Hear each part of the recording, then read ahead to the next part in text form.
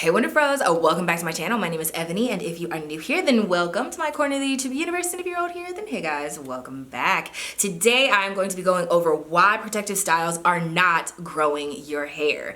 And I know protective style season is among us, okay? I have not done a whole bunch of protective styles in my lifetime. In fact, I actually canceled them for 14 years because I didn't think they were gonna benefit me at all. And while I do think they can be beneficial, I don't think that they are the best hairstyle for hair growth. And I'm about to tell you why.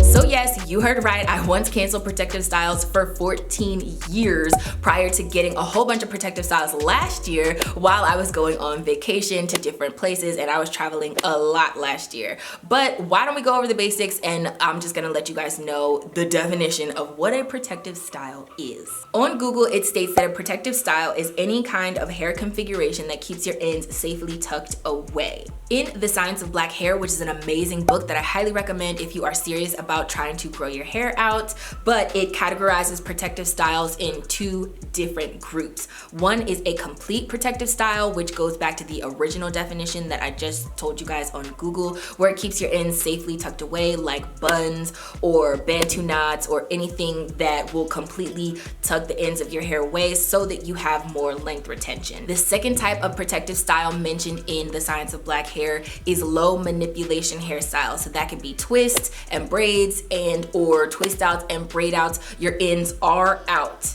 on some level. But in order to put your hair in these styles, you did not have to put a lot of tension or manipulation into your hair. And I think wash and goes can also fall into a low manipulation style for some people. So now I'm gonna jump into a few reasons why protective styles are not growing your hair. I know everybody says, hey, throw in a protective style, but to be quite honest, they could do more damage than actually benefiting your hair. And when you take the style out and you're like, huh, this definitely didn't grow my hair. In fact, it went the complete opposite way. So what now, sis? What now? The first thing is that you have to manipulate your hair a lot in order to put in the protective style. So for me personally, I am a type 4 natural. If you have highly textured hair, typically you go to get your hair done or you braid up your hair on a blowout or a stretch style, which puts tension and usually heat on your hair in order to get it to a state where you can braid it up. And not everybody does that process the right way. So you're trying to protect your hair, but you're also putting it in a compromising position before you protect it. So unfortunately, you might be starting off on a weak link because your hair is already not in the healthiest state it could be because you had to manipulate it a lot even just to get it ready before the protective style. The second thing is that when you get the style put in, it actually is doing a lot of damage to your hair follicles because it is way too tight. Now, I know there are stylists out there that will try to snatch every baby hair in sight. You kind of want to avoid those types of stylists like the plague. And I mean, even if they're in the middle of a braid, stop them right there, cancel the appointment, the rest of it anyway, and leave, because there are stylists that can apply and like put in your braids or your twists or anything like that a lot softer. Find someone who does not have it out for all of your baby hairs and refuses to let them just be free, okay? Let your kinky edges fly. If all of them are not snatched to the gods and swooped up into a braid, it's gonna be okay. But if your styles are too tight, it actually can cause little bumps around your hairline, which I have definitely experienced before, and that's too much. It actually means that your follicles are going through some type of trauma, and that's the outside indication that it's way too tight. Also, with headaches and like neck pain, I know I've gotten styles put in and just had to take an Advil or a Tylenol just so I could sleep.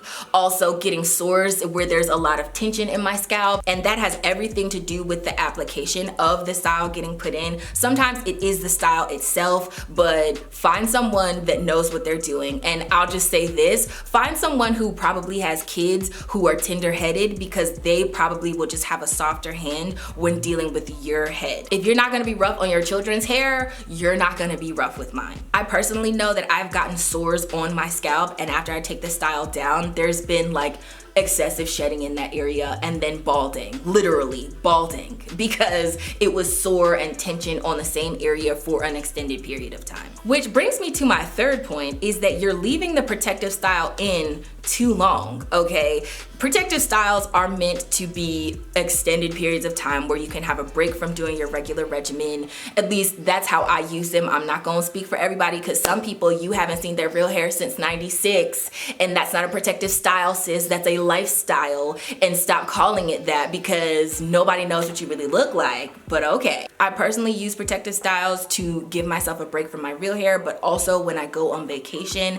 And if you're leaving your protective style in for like 1 to 2 months, I'd say that's okay. Some people will leave it in for 6 months, and it's like, why would you? Who told you that that was okay? It's not okay, sis. You're leaving it in way too long, and it's just gonna do way more damage than it is actually gonna help your hair grow. Now, I think protective styles target length retention, not just hair growth, because your metabolism is gonna grow your hair. It will come out of your scalp. But if it's breaking off at the same rate that it's growing, then it's not going anywhere, and that's why you're not seeing any kind of length. So in order to prevent that, you're actually going to have to protect your ends and take care of your hair, but not for such a long time that you forget you had real hair on your head. Don't do that. Don't be like that. Just admit that you're lazy and then go find someone to help you take it out and reapply, okay? The fourth thing that I've noticed, and this is just with my head of hair, I can't speak for everyone, but the reason I canceled protective styles, but specifically braids, for 14 years was because my hair completely broke off in the front. Like from ear to ear, all in the front, my hair completely broke off. And I don't blame it on the application or me leaving it in too long. I think it's because my hair is fine and softer in some areas, but also around your hairline is the most fragile areas of your hair. So any kind of tension, any kind of extreme pulling will affect you negatively in those areas, or it has a higher probability of affecting you negatively because it's already in like a more compromised position. It's very exposed to the elements, and you're washing your face, it could get gunked up and stuff like that. But all of my hair broke off in the front, y'all. It did, like completely broke off. And I think it's because the hair that I was using to braid with was so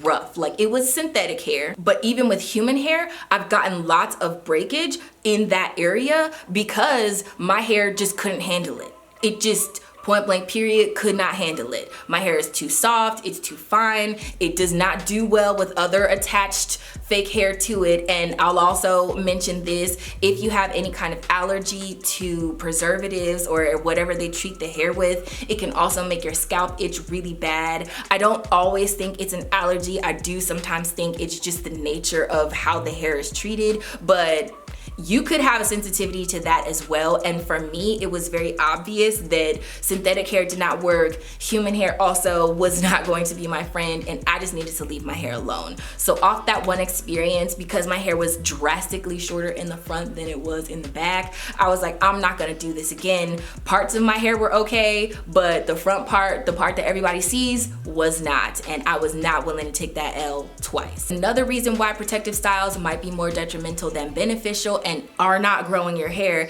is because you're not taking care of your actual hair. Whether it's a wig and you have cornrows underneath, or if it's a weave and you have like part of a leave out, or even if it's in braids, you still have real hair on your head. Sometimes people use extensions, sometimes they don't, but you have to take care of your hair and your scalp while your laziness sets in at the same time. Like, slack off, but don't slack completely off, because that's not going to benefit you. Usually people just completely forget about whatever they were doing to maintain their hair, and I get it, I know you need a break, but do not completely slack off to the point where it's gonna cause breakage and your hair dries out really bad and you haven't done anything to it for weeks on end, because that's not going to benefit your hair. Your real hair is still underneath. Your real scalp still needs to be treated. Your real ends are still braided up, and you might want to moisturize them, put a little bit of oil on there to seal it, and just make sure that things are okay. Even if it's not your full like regimen on 10, it probably should scale down to like a 4, like a 3 or a 4. But if it goes all the way to 0, then sis, why is a protective style in at all? Another reason protective styles might not be that protective is because, and I know I have definitely done this and done it on camera, I will link the video above, is that I've cut my hair too high and I cut off my like real hair. So if it was braided up and then I cut too high, I actually cut my real hair off. So it's like, oh, I'm doing all of this for length retention, I'm doing all of this to grow my hair out, and sis, I actually just cut off like 2 or 3 inches and now it's choppy looking and I don't like it.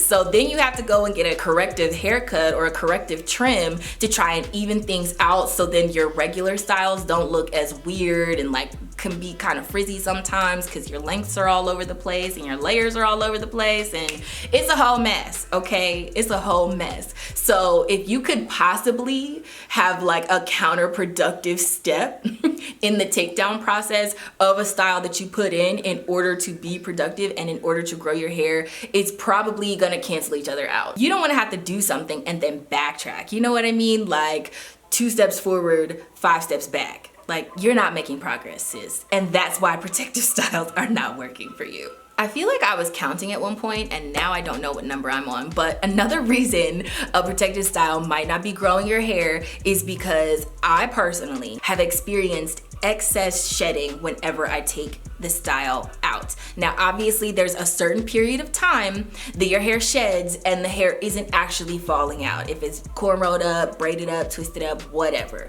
And so you have that shedding hair still stuck in your hair until you actually have to detangle. Cool, I'm not against that, but I know what my regular shedding rate is, and after protective styles I notice even more like excessive shedding from that.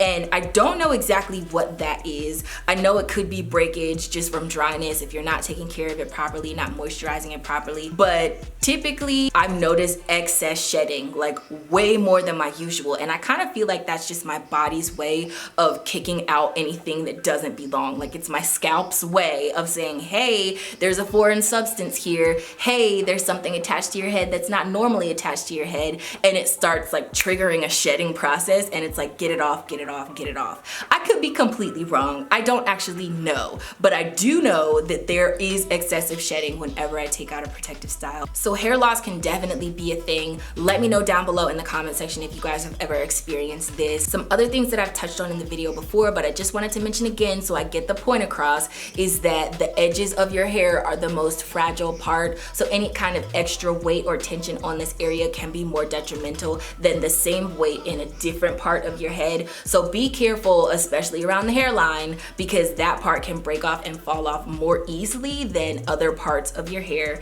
And also make sure that you're taking care of your hair in the protective style, because extreme dryness causes extreme breakage, and even when you're trying to take the style down, it could just be a whole mess. Which kind of segues into my last point. You definitely want to be careful taking your styles down. Now I have mentioned cutting my hair up too high, but also with some hair types and like some braiding types, some braiding hair, if you take it down, it can be especially tangly, and that also comes from extreme dryness. So make sure you moisturize your hair, you have something to detangle with, and you're taking down your hair properly. Like the takedown is just as important as the application. I know I've definitely experienced that. It will just get way too tangly and you might end up having to cut out some knots that you normally wouldn't have to if you had moisturized your hair properly while it was in the protective style. Now I don't think protective styles are the devil, okay? But you can do them in a safe way. You can take a break from your hair.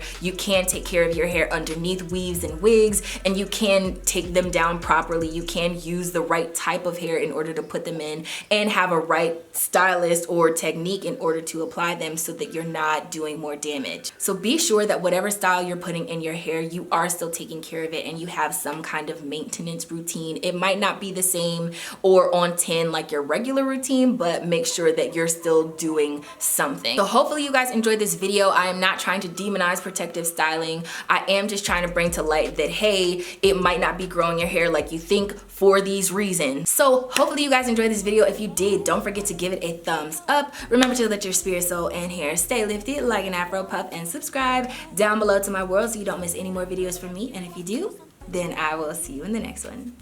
Bye guys.